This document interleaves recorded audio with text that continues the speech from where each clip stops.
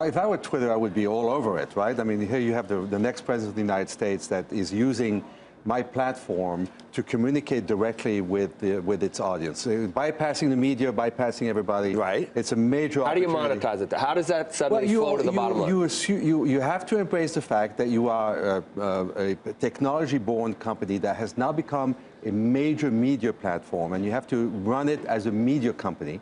I'm not suggesting that you have to create your own content. I'd pay for it now. Maybe they need to charge. Well, Alex, we need this. I mean, Bloomberg charges for those terminals. Alex, do they just need to start charging for Twitter? Nobody's going to pay for Twitter as much as Twitter would like that.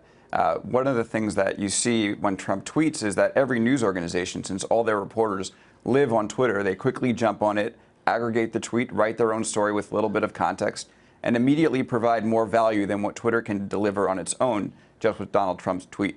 So does Twitter want people to pay for it? Maybe it does. Are people going to pay for Twitter? I think there's a fat chance. Did you see Jack Dorsey when he was asked about how he felt about Donald Trump using Twitter? And it was the most mealy-mouthed. He was almost embarrassed. He looked embarrassed that the president, the future leader of the free world, was using his platform. Well, I was amazed that he didn't own it and embrace it. Here's the problem.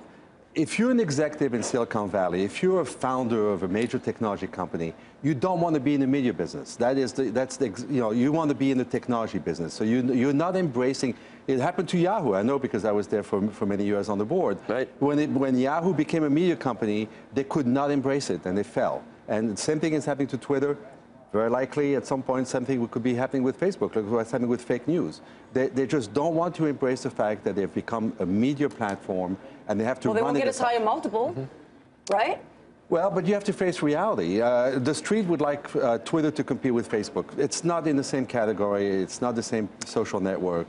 You have to embrace the reality. Alex, does the president-elect stand alone in terms of the level of his preference for Twitter over other media platforms? Because clearly it's pretty much just those 140 characters. You can do pictures and some videos as well. But is he alone in that in terms of his level of preference, and other, whether they're politicians or media stars of other genres, prefer the likes of Facebook moving forward? I think it's fair to say we haven't seen a world leader embrace Twitter the way Donald Trump has. You know, one of my favorite Donald Trump tweets is that he said, Twitter is like owning your own newspaper without the losses. He knows that you can directly communicate with the people using Twitter. He doesn't need to go through intermediaries. As you know, he hates when the media mischaracterizes his words or reports on them in a way that he doesn't particularly love.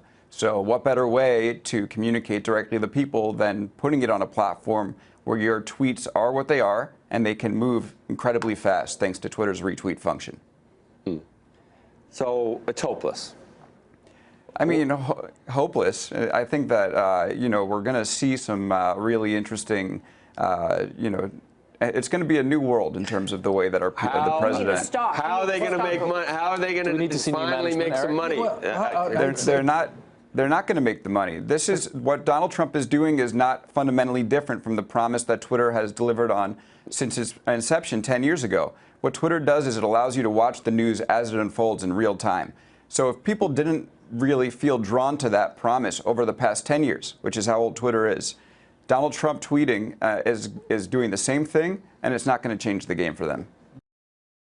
Hey there, thanks for checking out CNBC on YouTube. Be sure to subscribe to stay up to date on all of the day's biggest stories. You can also click on any of the videos around me to watch the latest from CNBC. Thanks for watching.